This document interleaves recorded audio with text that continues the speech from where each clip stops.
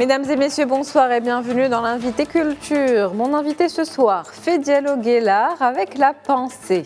Artiste peintre, chercheuse et docteur en sciences humaines, elle explore ce passage mystérieux entre l'intime et l'extime.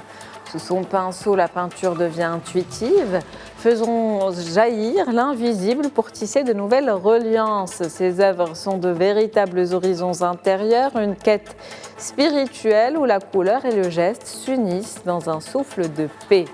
En puisant dans l'âme du patrimoine marocain, l'entrelac des tissages, la finesse des broderies ou la noblesse des sfifas, elle réconcilie merveilleusement tradition et abstraction contemporaine. Pour elle, la création est un laboratoire de transformation. C'est en vivant l'art de l'intérieur qu'elle nous invite ensemble à réenchanter le monde. Danielle Payer, c'est un plaisir de vous avoir avec nous. Bonsoir à vous. Merci d'avoir accepté cette invitation. Bonsoir à vous et merci vraiment pour votre accueil. C'est un plaisir de vous recevoir. Alors, on va parler de votre peinture, une peinture qui est plus ou moins intuitive, qui fait jaillir un petit peu l'invisible, ce qu'on n'arrive pas à percevoir. Comment sait-on devant la toile que l'invisible a enfin trouvé son chemin vers la lumière ? Ouh, c'est un beau défi que vous me proposez là. Je vais puiser dans ce qui a été mon chemin de vie. Je suis née au Maroc, je suis née à Casablanca et je crois que tout le début de l'histoire est lié à ces couleurs, vous le savez mieux que moi, qui sont omniprésentes, ces lumières, qui je crois sont venues m'habiter, me donner de l'espérance. Et donc c'est dans ce réservoir intérieur qu'à chaque fois, quand je commence à peindre, devant la toile, c'est un moment extraordinaire. Il y a la page blanche de l'écrivain et la toile blanche du peintre. C'est surtout de tenter un non-projet. C'est justement depuis le corps, depuis notre souffle, et je fais ce geste parce que c'est depuis là que ça démarre. Et quand je n'habitais pas encore, parce que j'ai décidé de revenir vivre dans ce pays de cœur, ici, il y a 5 ans, quand je peignais depuis ailleurs, je revenais toujours dans cet espace intérieur pour me donner la force, les couleurs, les lumières. Donc ces horizons intérieurs, vous le dites, ça vient de là, donc de l'intérieur. Est-ce que peindre pour vous est une forme de méditation ? Je pense que ça le devient, même si là encore l'intention n'est pas là. Parce que ce mouvement de création, il est vraiment sans objectif au départ, si ce n'est cette écoute intime de soi, de l'altérité du monde aussi, de se mettre en résonance avec le monde. Ça part de soi, mais c'est ouvert vers les autres. Ça part de soi, mais c'est ouvert vers le monde. Parlez-nous un petit peu de votre démarche artistique. Comment peut-on la caractériser d'une certaine manière ? Vous l'avez très bien mise en mots déjà. Je crois qu'elle est justement liée au fait de revenir à son intuition, de revenir à ses couleurs intérieures et de laisser jaillir cette métamorphose inédite qui naît de notre vitalité intérieure. Je crois que chacune, on a cet espace en nous.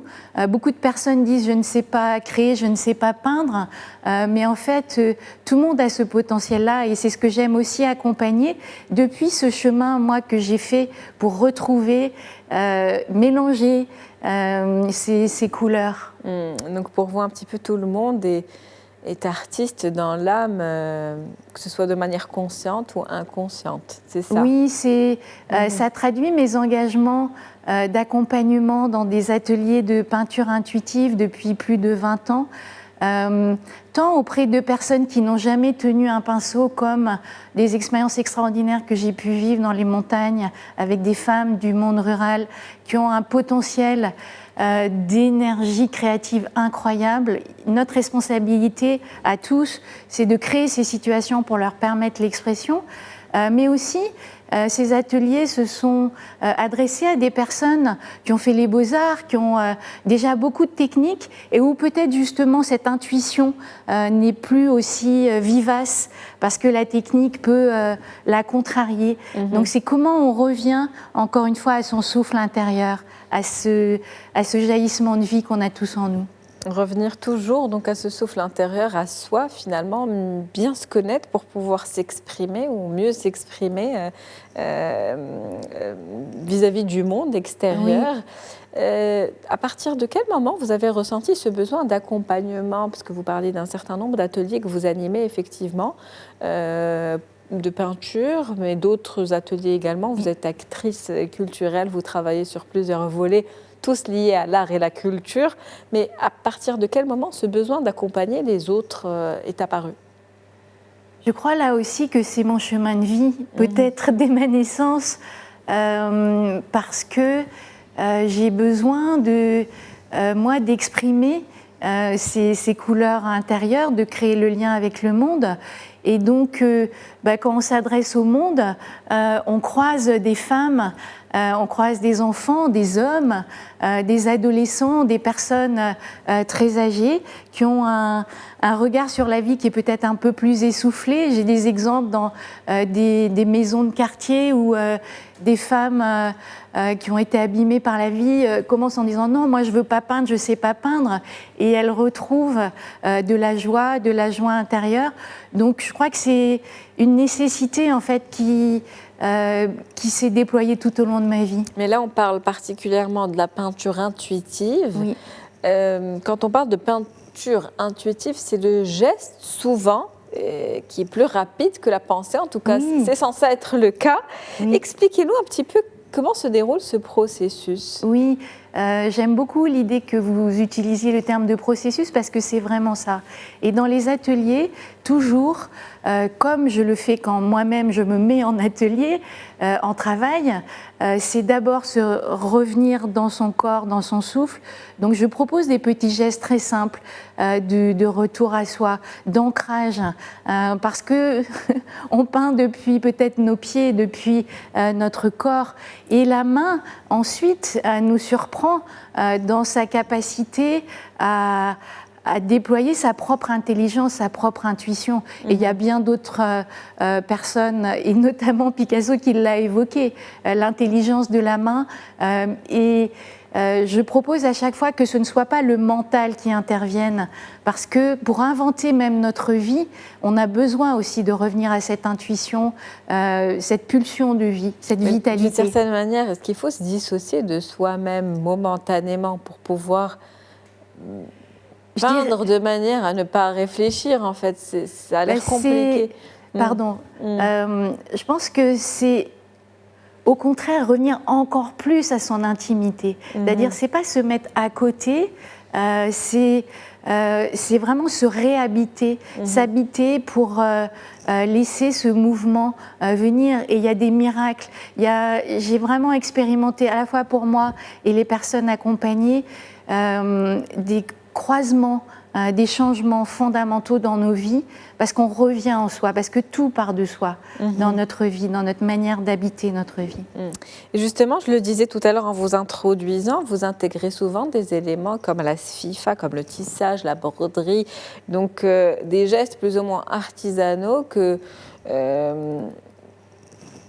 sous votre direction, ou en tout cas sous la direction de votre pinceau, deviennent un langage d'abstraction. Oui, c'est très important pour moi de faire le lien avec les capacités traditionnelles, artisanales, qui sont tellement riches au Maroc. Et j'ai été invitée dans un collectif sur la question des horizons fragiles. J'ai proposé les horizons intérieurs, et à partir de ce que j'ai dessiné, J'ai eu l'idée de peindre ensuite sur des tissus de la Médina. Et c'est le tissu qui m'a appris à peindre. Et ensuite, de proposer à une femme dans une coopérative à Ouezane, grâce à une amie de cœur, Nazik, de faire travailler ces femmes qui souvent sont dans l'idée de la reproduction. Et là, c'était mobiliser sa propre créativité. Voilà, c'est là le début du travail sur la question des horizons intérieurs. Nous avons tous ça en nous, nos horizons, des interstices qui dansent, des interstices de joie, des horizons confiants, des horizons de peur aussi. Et donc, à partir de ce dessin, de le transformer en tapis, en tissage. Et donc, elle a réalisé, cette femme, ce tissage. Ça, c'est le deuxième élément des horizons intérieurs, parce que ça part de nous. Mais après, nous nous situons dans ces horizons qui sont notre devenir. Et puis, il y a une troisième séquence, voilà, magnifique. Nous vivons dans le collectif et nous avons besoin des uns des autres pour regarder nos horizons qui se prolongent. Et ça a fait l'objet d'une exposition, il y a juste un mois, en France, grâce à l'invitation de Maxime Payet et de 2 autres artistes, où on a créé ce questionnement autour des horizons fragiles. En tout cas, vous utilisez aussi ce concept de reliance que j'ai tout à l'heure cité en vous introduisant dans un monde aujourd'hui de plus en plus fragmenté. Comment, selon vous, l'art et la culture peuvent devenir ce lien, ce ciment entre les individus pour rester finalement unis? C'est fondamental et c'est la conviction qui m'anime depuis toujours. De nous dire que grâce à l'art et à la culture, grâce au fait de créer de la beauté, on peut rêver et contribuer de manière très concrète à un monde meilleur où, en créant ensemble, j'en suis convaincue, si on a pris un pinceau ensemble, même si on a des opinions différentes, il y a un partage qui est né et qui fait que on va pouvoir peut-être accepter la différence et parce qu'on est parti depuis notre sensibilité, on va pouvoir échanger. Justement, que nous apprend l'acte de créer sur notre capacité à transformer la société? C'est parce que justement on revient en soi et que on touche des espaces de paix, d'espérance, tout ce que j'ai évoqué, on touche notre capacité à nous transformer et à transformer le regard des autres. Et donc c'est pour moi le mouvement fondamental. Tout commence au cœur de soi. Et si, vous l'avez évoqué, on installe un petit peu plus de paix en soi, on créera des relations qui seront plus apaisées. En tout cas, vous l'avez dit tout à l'heure, vos activités culturelles sont un petit peu un prolongement de votre travail d'artiste en tant que peintre et un prolongement sur le rôle que l'art et la culture doivent jouer aujourd'hui. Absolument, et ça fait plus de 20 ans que je travaille sur une notion qui est celle de la médiation culturelle, c'est-à-dire de créer des ponts, mais avec l'idée, et quand j'accompagne aussi des jeunes acteurs culturels au Maroc qui ont ce courage aussi de partager cette idée que l'art et la culture peuvent transformer leur vie et leur environnement, on part de soi tout le temps, depuis où ça vibre en nous pour l'offrir au monde et agir de manière extrêmement concrète, opérationnelle, si j'ose ce terme, pour créer des ponts entre les différentes cultures, parce que le Maroc est fait de cette diversité culturelle. Et donc comment on crée des ponts depuis des institutions culturelles, depuis des dynamiques culturelles dans des quartiers. Chacun peut être porteur de cette dynamique. Merci à vous, Danielle Payet. C'était un plaisir de vous avoir comme invité ce soir. Et on conclut justement sur ces belles paroles qui sont les vôtres. Merci à vous. Merci. C'est la fin d'Invité Culture pour ce soir. Je vous souhaite une très bonne soirée.